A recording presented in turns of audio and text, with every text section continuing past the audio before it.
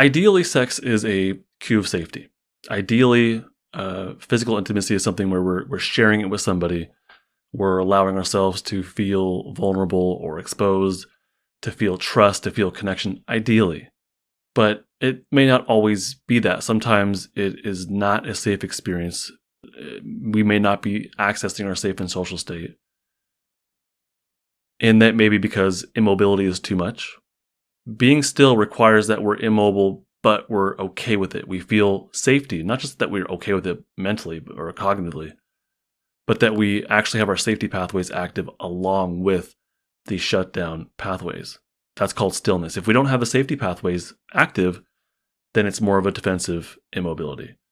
Play requires the same thing. We have to have the safety pathways active along with the flight-fight pathways. So we have to be mobile, but in our safety pathways and able to co-regulate, connect with people while playing. Physical intimacy kind of has elements of play and of stillness, right? And again, you can't play and you can't be still unless you have your safety pathways active. So if those aren't active, and that's extremely common for anybody who's in more of a traumatized state. I mean, trauma is the inability to access your safety pathways. You're stuck in more of a defensive state. So if for anybody who's in more of a traumatized state, if they go into a situation where they're immobilizing, they might have a really hard time with that. If they're going to a situation where there is more of like a playful element, a social element, a vulnerability, trust, that's going to be a big challenge because their safety pathways are just less active than someone who's not in a traumatized state.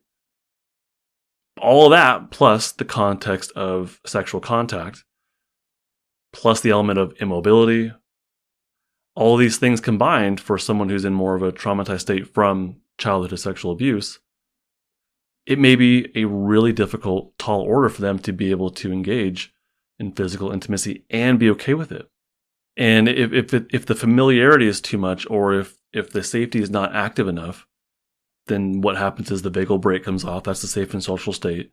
If that's not active, that means the vagal brake is not on, and then what that results in is too much flight-fight activation, too much mobility, too much defensive mobility.